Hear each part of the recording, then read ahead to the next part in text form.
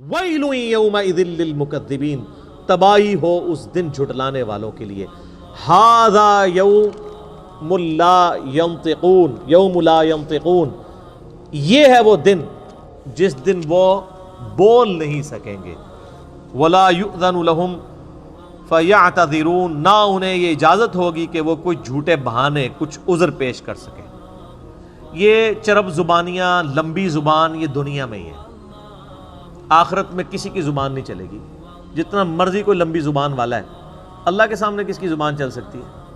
یہ دنیا میں لمبی زبانیں کیوں چلتی ہیں کہ ہم جو فیکٹس اینڈ فگرز ہیں ان کو چھپانے کے لیے آرگومنٹس کرتے ہیں. اللہ کے سامنے کون آرگومنٹ کر سکتا ہے کہ یا اللہ میری یہ مجبوری تھی، اس کی وجہ سے میں نماز نہیں پڑھ سکا؟ اللہ کو کون یہ بتا سکتا ہے؟ یہ دنیا میں کہا جا سکتا ہے جو رزق مانا بھی دے جناب عبادت ہے نا.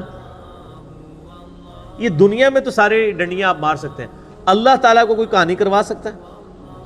اللہ کو تو کوئی کہانی. تو اللہ فرماتا ہے کہ ان کو بولنے کی اجازت نہیں ہوگی. اور اس کی تفسیر تو پھر سورہ یاسین میں آتا ہے نا، الیوم نختم علی افواہہم وتکلمنا ایدیہم، ہم ان کے منہوں کے اوپر مہر لگا دیں گے، ان کے ہاتھ اور پاؤں، ان سے ہم کلام کریں گے، وہ ان کے کیے ہوئے اعمال کے اوپر گواہ ہوں گے.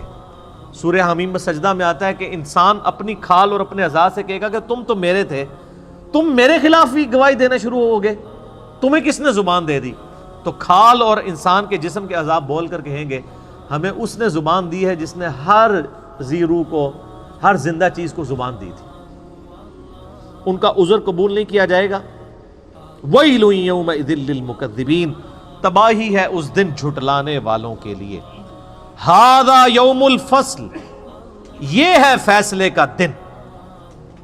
جَمَعْنَاكُمْ وَالْأَوَّلِينَ، جس دن ہم تمہیں بھی جمع کریں گے اور سارے اولین، اگلے جتنے گزر چکے ہیں تمام اگلوں اور پچھلوں کو اس دن جمع کر لیں گے. فَإِن كَانَ لَكُمْ كَيْدٌ فَكِيدُونِ، پس اگر تمہارے پاس کوئی چال ہے تو میرے خلاف چل کے دکھاؤ. ہائے ہائے ہائے یار، اللہ بڑا ڈاڈا ہے. یہ طنز کرنا اور اتنے سخت انداز میں گفتگو کرنا اسی لیے کہ انسان اپنے آپ کو درست کر لے. اللہ تعالیٰ پھر قیامت میں فرمائے گا لوگ جمع ہو گئے ہیں، کر لو، آپ کوئی چال ہے تو چل کے بتاؤ. اور یہ اللہ کا کتنا کرم ہے کہ یہ جو اس وقت اللہ تعالیٰ کی طرف سے ٹانٹ اور تانا ملنا ہے انسان کو، وہ دنیا میں سنایا جا رہا ہے اور ویڈیو چلائی جا رہی ہے تاکہ اس دن کے آنے سے پہلے اس ٹانٹ سے، اس تانے سے تم بچ جاؤ. یہ اللہ کی کرم نوازی ہے. سورۃ المؤمن میں ایک بڑی زبردست آیت ہے، اسی کانٹیکسٹ میں میں اکثر کوٹ کرتا ہوں، میرا یوٹیوب پہ ایک کلپ بھی ہے، کیا اللہ کو بھی تکلیف ہوتی ہے؟ سورۃ المؤمن کے شروع کی آیات میں سے اللہ تعالیٰ فرماتا ہے کہ ہم مجرمین کو جب قیامت والے دن عذاب دیں گے نا، پھر ان سے پوچھیں گے کہ آج تمہیں تکلیف ہو رہی ہے نا، آج اپنی جان سے تم بیزار ہو نا اس تکلیف کی وجہ سے؟ وہ کہیں گے ہاں.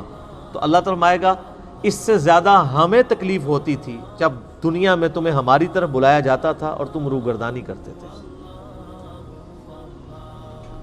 یہ اللہ تعالیٰ کا انداز بتا رہے ہیں.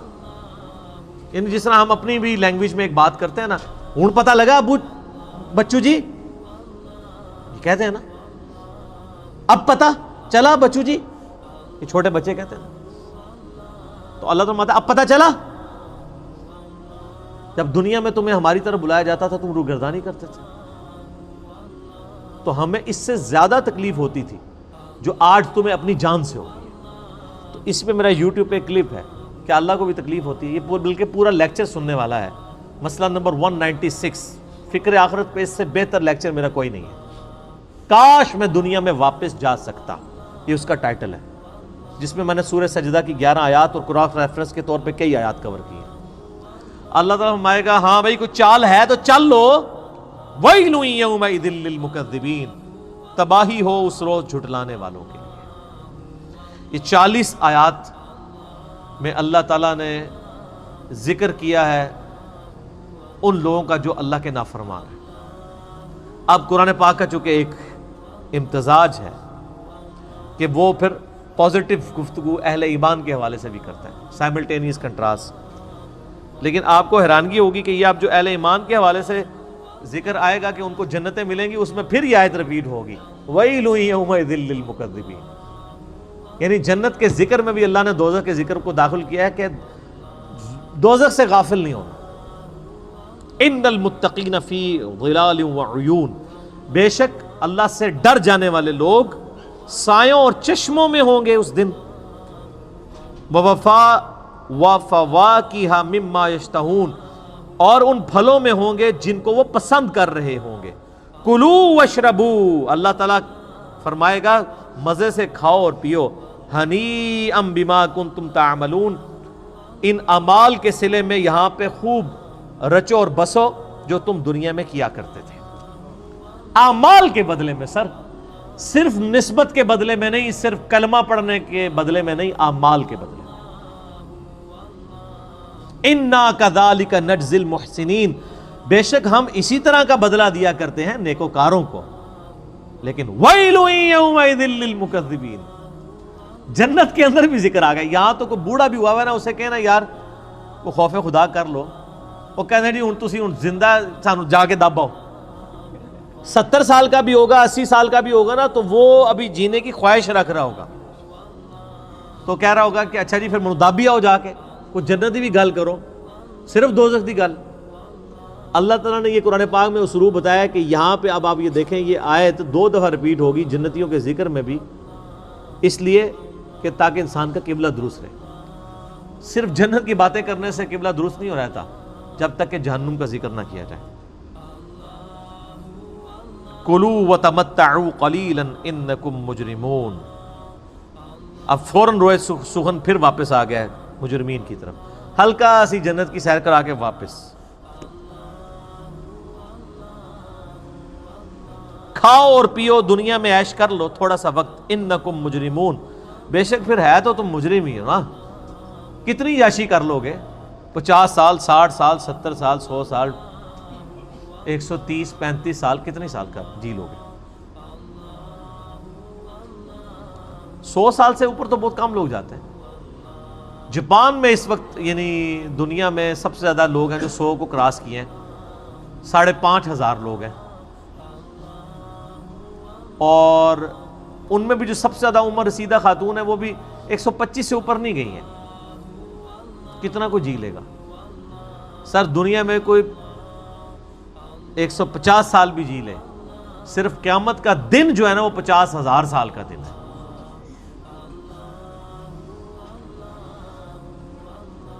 عذاب کی تو بات ہی نہیں ہو رہی، وہ تو کروڑوں اربوں سال کے لیے. صرف قیامت کا دن جو ہے نا وہ 50,000 سال کا دن ہے. صرف دنیا میں نافرمانی کے سبب قیامت کا دن ہی عذاب میں کاٹنا پڑ جائے نا تو یہ ان امیجنیبل ہے. 50,000 سال. اللہم اجرنا من النار، آمین. ویل یومئذ للمکذبین، تباہی اور بربادی ہو ان لوگوں کے لیے جو جھٹلایا کرتے تھے.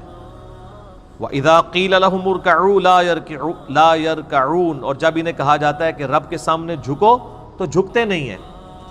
کیوں نہیں جھکتے؟ وہ کہتے ہیں کچھ بھی ہے یا اللہ تیرے محبوب کی امت سے، نمازیں پڑھنے کی کون سی ضرورت ہے؟ ابھی بھی یوٹیوب کے اوپر کتنے باعثین ہیں بڑے تگڑے قسم کے جو کلیئر کٹ آ کے یہ بیان دیتے ہیں کہ جی بس جو بندے نے کلمہ پڑھ لیا ہے، نبی علیہ السلام سے محبت رکھتا ہے، اب اسے کوئی ضرورت نہیں نماز روزہ کرنے کی، وہ جنتی ہو چکا. اور اس طرح کے جو واعظین ہیں نا، صرف ان کی تقریروں کے اوپر جو نعرے لگتے ہیں نا اور کہیں نہیں لگتے، کیونکہ سستی جنت بیچ رہے ہوتے ہیں. اچھا انسان بھی کتنے بیوقوف ہیں، خود اپنی آنکھیں بند کیے ہوئے ہیں. انسان اگر خود تھوڑا سا تفکر کرے وہ بھی سمجھ لے گا کہ یار ایسا کرنے سے کیسے ہو سکتا ہے. دنیا میں بغیر محنت کے مزدوری نہیں ملتی، اور اللہ جس نے پیدا ہی مزدوری کے لیے کیا تھا، مزدوری سے مراد وما خلقت الجن والانس الا لیعبدون.